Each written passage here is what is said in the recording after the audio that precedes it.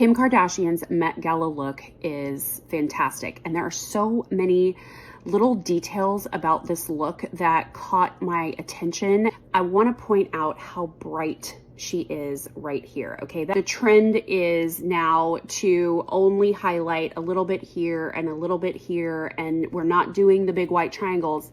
And then here comes Kim with her big white triangles right here. See how it's almost covering half of her eyebrow? So we're gonna kind of recreate that too, because that is a very big part of this look.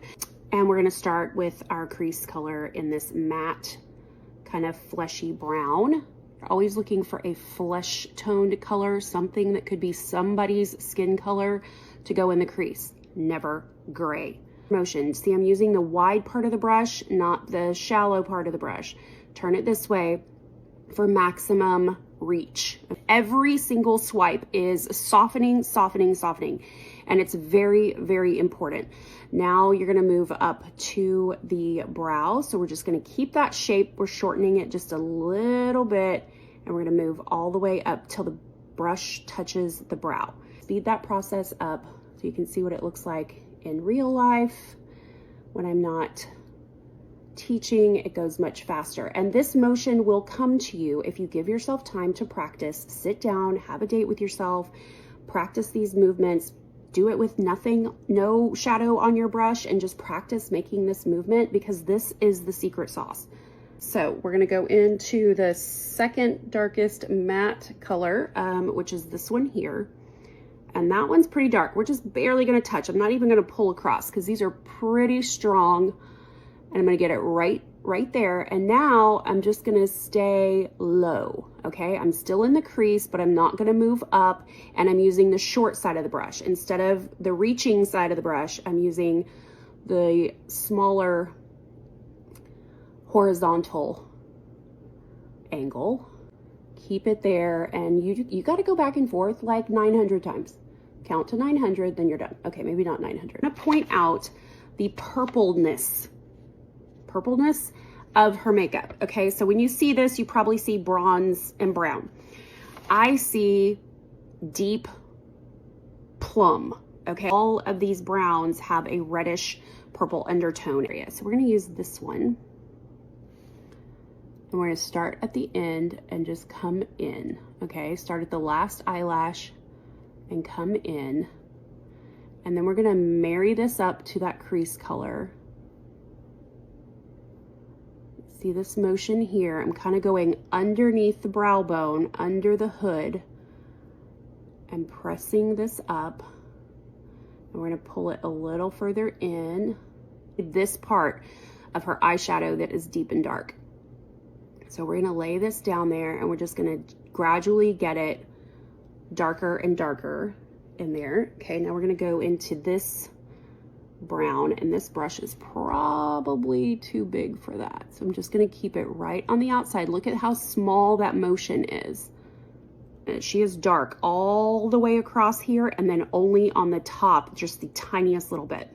So the color of shimmer from the inside corner all the way past the iris is a champagne color.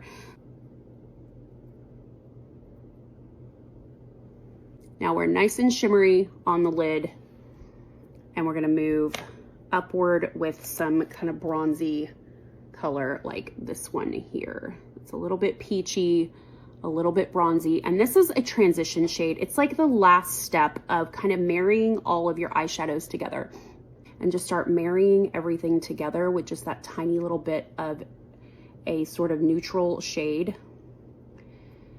And you see how it just kind of melts everything together. Underneath, it's much darker than it is everywhere else. Start off light and not so scary. And we're gonna go all the way under the eyes. Like a reverse smoky eye. This dark brown right on top of the lashes. Like pretend like those lashes aren't even there. And just put it right on top of them.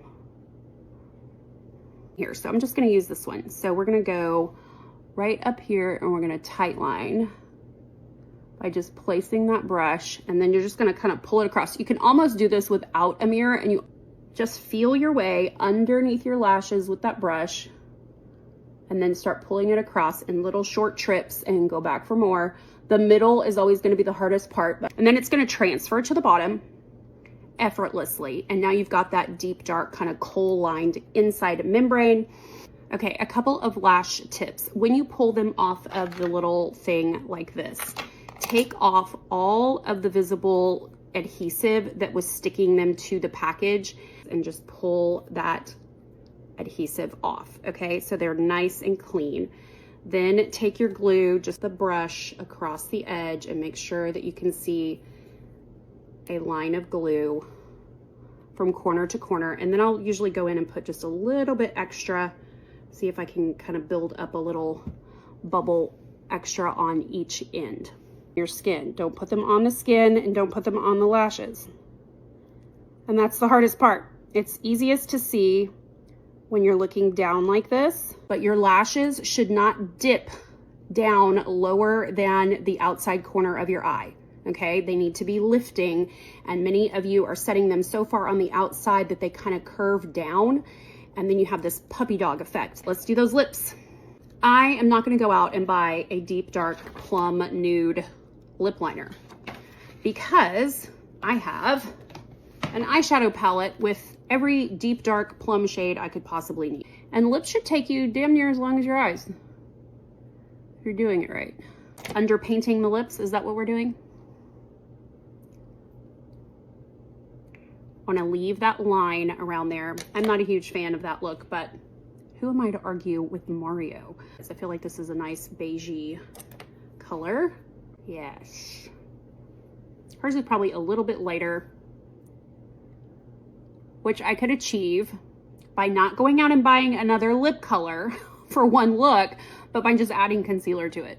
Here is the curve that she kind of has going on. So it goes over half of the brow, and it's definitely going over the ears. A lot of hairspray happening and probably some gel products, and then pin it like this. The way that the hair curves on the face supports the curves of the cheeks, supports the curves of the eyelashes. So this curve is giving a lot of support to the rest of the face. So a Met Gala look doesn't have to be reserved only for a gala. I'm just going to Costco today.